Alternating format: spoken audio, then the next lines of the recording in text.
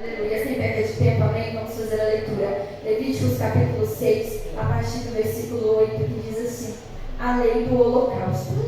Falou mais o Senhor a Moisés, dizendo: dá ordem a Arão e a seus filhos, dizendo: esta é a lei do holocausto.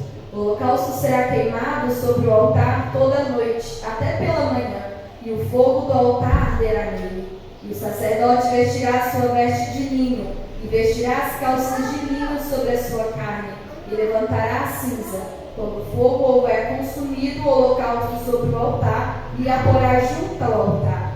Depois despirá as suas vestes e vestirá outras vestes, e levará a cinza fora do arraial para um lugar limpo. O fogo que está sobre o altar arderá nele, não se apagará, mas o sacerdote acenderá a lenha nele cada manhã. Sobre ele porá em ordem o holocausto, e sobre ele queimará a gordura das ofertas pacíficas. O fogo arderá continuamente sobre o altar, não se apagará.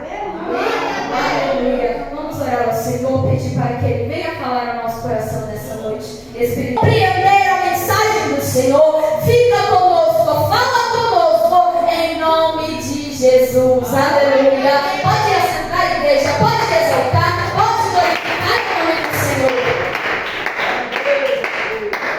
Aleluia, glória a Deus. A palavra que lemos aqui nessa noite, o Senhor, Ele vai orientar o teu servo Moisés como ele devia fazer a lei do holocausto. Nós sabemos que no tempo de Moisés, todas as leis que Moisés orientava, passava para o povo, eram leis que o próprio Deus dava para Moisés. E aí Moisés, ele passava para o povo. E dentre várias leis que o Senhor passava para Moisés, estava, como lemos aqui, a lei do holocausto. A lei do holocausto, ela foi dada por Deus a Moisés, e a ordem foi para que Arão e os seus filhos, Arão e os seus filhos eram sacerdotes. Naquela época, somente o sacerdote tinha acesso ao templo. Somente o sacerdote poderia oferecer sacrifício. Então, a ordem foi passada a Moisés, e Moisés, então, passa a ordem ao sacerdote Arão e a seus filhos. E a ordem existia um altar, e sobre esse altar deveria ser colocado o holocausto. E o que significa o holocausto? O holocausto é um animal que eles deveriam pegar, e esse animal ele não poderia ter mancha, ele não poderia ter nenhum tipo de deficiência, mas esse animal ele tinha que ser um animal perfeito, para que quando esse animal fosse pegado, eles deveriam matar esse animal e colocar esse animal sobre o altar. Então havia o altar, e sobre o altar deveria ser colocado o holocausto, e o holocausto era o animal que era oferecido. Não era qualquer animal, não era um animal com qualquer tipo de impureza, mas era o melhor animal que eles pudessem encontrar. Era o animal mais limpo que eles poderiam achar. E naquele momento foi dito: Moisés, fala para o sacerdote, assim vai ser feita a lei do holocausto. Vai ter o altar, vai ter o holocausto colocado, e aí o sacerdote, ele vai vestir umas vestes de linho, ele vai vestir as calças de linho, e aí quando ele colocar ali o holocausto sobre o altar, ele tem que estar com essa vestimenta. Então ele vai pegar a madeira e ele vai colocar fogo sobre esse holocausto. E a Bíblia vai dizer que o Senhor fala, e quando ele colocar fogo sobre esse holocausto, ele não deve colocar o fogo e sair para fazer outra coisa, enquanto o fogo está lá queimando, não. Mas o sacerdote, ele tem que ficar monitorando para que o fogo não se apague. Porque se o sacerdote se distraísse com qualquer coisa, o fogo poderia apagar. E se o fogo se apagasse sobre o holocausto, o sacrifício não era aceito pelo Senhor. Aleluia. E naquele momento foi dado a ordem para o sacerdote. E a Bíblia vai dizer que esse fogo, ele era queimado ali naquele holocausto de manhã até a noite. E quando dava o outro dia, o sacerdote recolhia as cinzas, levava as cinzas para fora do arraial, para um lugar limpo, e ele novamente deveria colocar mais lenha para o fogo continuar queimando. Nós vemos aqui algo interessante, aleluia, que nós podemos ver, que aprendemos com essa palavra. Deus, ele não aceita qualquer sacrifício. Deus quer o sacrifício sacrifício perfeito, porque Jesus foi o sacrifício perfeito. Jesus, ele não tinha mancha, Jesus, ele não tinha mácula alguma, mas como um sacrifício perfeito, ele se entregou para mim e por você. Glória a Deus, louvado seja Deus.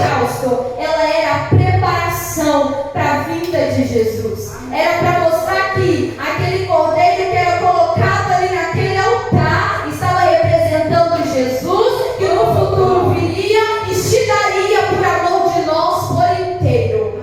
Alguém que não pecava, alguém que não errava, mas seria entregue por amor dos nossos pecados.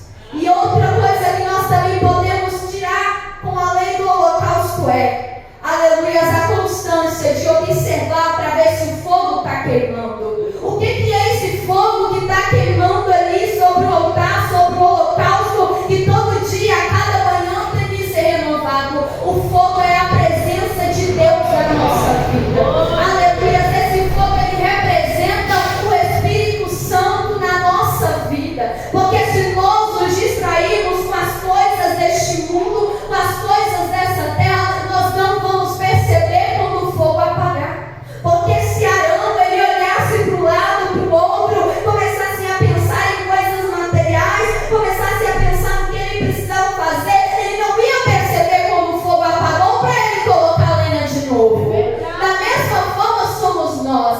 Será que nós estamos atentos? Como é que está, aleluia, o nosso altar diante do Senhor? Será que nós a cada manhã temos observado, eu tenho que colocar mais lenha, eu tenho que colocar mais lenha, porque o fogo não pode apagar? Ou será que nós temos distraído com as coisas deste mundo e não temos percebido que há muito tempo o fogo já se apagou? Aleluia, porque a vida do cristão não é ele aceitar a Jesus, está vindo ali na igreja, está tudo certo, não. O fogo na nossa vida é aquela chama do Espírito Santo, é aquele desejo de orar, é aquele desejo de ler a Bíblia, é aquele desejo de se entregar intensamente ao Senhor. Glória a Deus, exaltado seja o teu santo nome, Senhor. Só que igreja, o diabo ele tem usado de estratégias para tentar nos distrair, principalmente os jovens. Tem colocado coisas terrenas na nossa mente. Ai, você precisa crescer profissionalmente, você tem que correr atrás dos seus sonhos, dos seus objetivos, das suas conquistas terrenas, dos seus relacionamentos, e não se tem falado sobre você alimentar a sua vida espiritual. Tem falado que você tem que alimentar o seu intelecto, as suas amizades, as suas relações humanas, mas pouco se tem falado sobre alimentar a nossa vida com Deus. É verdade. Se tem falado que o mais importante para a minha vida é a tua, não é o emprego onde a gente recebe muito bem, não é a fama, não é o dinheiro, não é uma viagem maravilhosa, não é nada disso. O mais importante, o suficiente, é manter a chama na nossa vida acesa, é manter o nosso coração queimando por Jesus. Será que o mesmo tempo que nós depositamos buscando conhecimento da terra, buscando relações da terra, é o mesmo tempo que nós depositamos aprendendo mais sobre Deus? Será que a mesma energia que nós gastamos com as coisas deste mundo, nós também estamos depositando ela em oração? Porque às vezes nós temos gastado a nossa energia com tanta coisa, e aí quando sobra 5 minutinhos do nosso dia, que a gente está acabado, cansado, destruído do dia, ai Deus, está aqui o meu dia, eu vou fazer uma oração qualquer. Não, não é isso que Deus quer. Deus não quer o resto da sua adoração, Deus não quer o resto do seu tempo, Deus não quer o resto da sua energia, mas Ele quer que você entregue tudo para Ele, porque o sacrifício que era colocado não era um sacrifício qualquer, não era um pedaço do animal, não era só um braço ou só a perna, mas era o corpo inteiro. E é isso que Deus quer dividir de você. Ele quer a minha vida por inteiro como sacrifício para Ele. Porque às vezes nós temos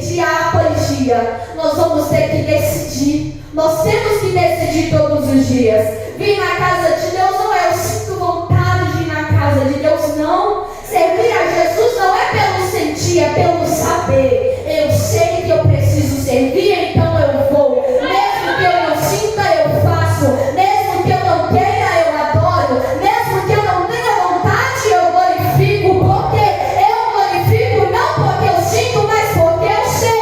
Ele me salvou e Ele voltará para me levar para um lugar melhor. Aleluia, é essa certeza que nós temos que ter. Porque o fogo, ele não pode apagar da nossa vida, igreja. Quantas pessoas já não têm mais aquele desejo que tinha de estar na presença do Senhor, como no dia em que o aceitaram? Quantas pessoas já não oram mais, horas fervorosas de oração como oravam? Significa o quê? A chama está se apagando, tá? Não é o fogo ardeu hoje, amanhã você já esqueceu. Não é o fogo ardeu amanhã e depois você já esqueceu. Mas a cada manhã tem que ser renovado. É como um alimento, nós não temos que comer todo dia para a gente se manter de pé. A palavra de Deus é o mesmo alimento. Se eu não ler a Bíblia hoje, amanhã eu vou estar mais fraco. Se eu não ler a Bíblia depois, eu vou estar mais fraco ainda. Mas quanto mais eu me alimento, mais forte eu fico. Quanto mais eu me alimento, mais o fogo desce. Quanto mais você se alimentar, mais o fogo vai continuar ardendo na sua vida. Nós temos que dedicar tanto tempo para o Senhor como nós dedicamos para as coisas da terra. Porque se nós perguntarmos para qualquer pessoa qual é o seu sonho da vida, raramente vai ser um sonho envolvendo o mundo ou a vida espiritual dela. Normalmente ela vai dizer: meu sonho é ter uma casa, um carro, fazer uma viagem. Mas ninguém está tendo sonhos espirituais. E nós temos que ter sonhos espirituais. Nós temos que ter vontades espirituais. Nós temos que ter desejo. Deus, eu quero ser usado para pregar. Eu quero ser usado para orar pelos dons. Eu quero ser usado na presença do Senhor como profeta. Nós temos que ter esse desejo. Porque se você e eu aceitamos Jesus e nós não temos esse desejo, tem algo errado. A chama está se apagando. Porque aquele que está na presença de Deus, ele tem que querer mais. Deus, eu quero mais intimidade. Deus, eu não quero só ouvir falar do Senhor na igreja, mas eu quero te conhecer, ó, face a face. Eu quero orar e quero que o Senhor se revele para mim em oração. É isso que nós temos que fazer. Glória a Isso Deus. é manter a chama acesa. Manter a chama acesa não é vir na igreja todo dia. Manter a chama acesa não é ter nome de crente. Manter a chama acesa é lá quando ninguém está te vendo, quando ninguém está te olhando e você está lá orando, você está lá lendo, você está lá alimentando a palavra. Isso que é manter a chama acesa. Porque quando a chama está acesa, o inimigo ele pode até vir, mas ele não consegue. O inimigo ele pode até tentar te distrair, ele pode até tentar te enganar, mas o homem, a mulher, o jovem que tem a chama acesa, ele não cai facilmente, porque ele vai ter visão espiritual. Quem não ora não tem visão espiritual, igreja. Quem não lê a palavra não tem visão. Pode estar indo na igreja, mas se não está orando e não está lendo, não vai ter visão. É verdade. Porque nós vamos adquirir visão, discernimento espiritual é na oração, é na busca. Glória a Deus, louvado seja Deus. E o que é esse sacrifício? É a renúncia que nós temos que ter dia após dia. Todo dia é dia de dizer não para o pecado. Todo dia é dia de dizer não para a preguiça que não me deixa orar. Todo dia é dia de dizer não para aquilo que veio para me distrair. Todos os dias é dia de decidir acender a chama. Eu vou acender a chama hoje, eu vou acender a chama amanhã, eu vou acender a chama depois, mas a chama não pode apagar da tua vida. A chama não pode apagar da nossa vida. Porque se a chama apagar da nossa vida, nós seremos como uma folha levada pelo vento, vai aonde o vento leva.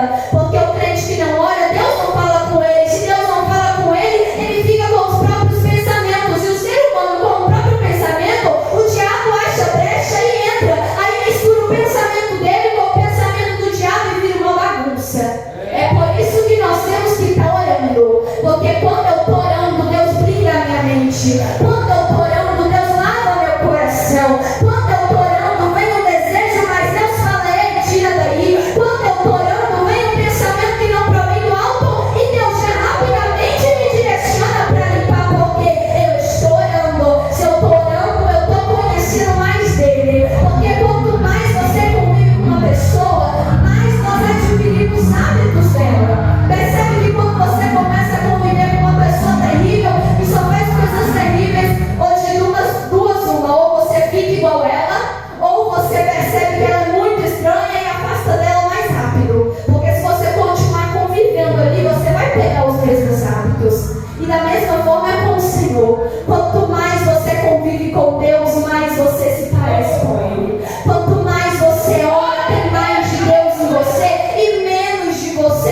mesmo. Porque a oração é isso, é para pedir, Deus, mais do Senhor e menos de mim, mais aquilo que é celestial e menos aquilo que é terreno. Porque quando nós oramos, o Senhor, Ele nos ajuda a melhorar dia após dia. Aleluia. E o Senhor nessa noite, Ele nos traz, Ele pede para mim e para você: observe a tua vida. A chama está acesa, ela está apagada, ela está quase se apagando.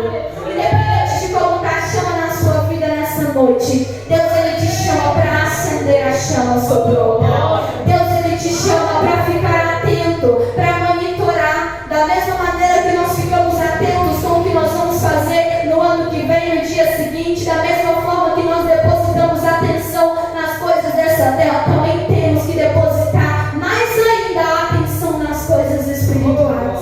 A sua vida espiritual é muito mais importante do que a sua saúde. A sua vida espiritual é muito mais importante do que o seu trabalho. A sua vida espiritual é mais importante que qualquer coisa. E se ela é mais importante, nós temos que observar para que a chama não venha apagar.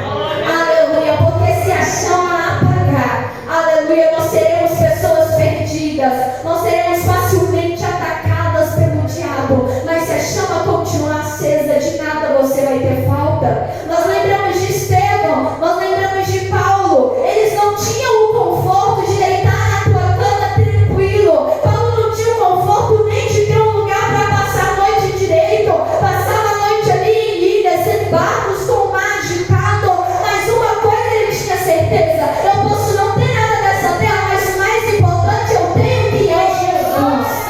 O mais importante eu e você temos que ter, que é a presença de Deus na nossa vida. Você pode não ter conquistado ainda o que você tem sonhado. Você pode ainda não ter ido a lugares que você sonha em ir. Mas você tem uma certeza sobre a tua vida. Se você tem Jesus, você tem tudo. Se você tem a presença de Deus, se você tem o Espírito Santo, de nada você tem falta. Porque Ele é suficiente para a tua vida. Ele é o bastante. É Ele que preenche o vazio. É Ele que nos ilumina. É Ele que nos direciona. É somente Jesus.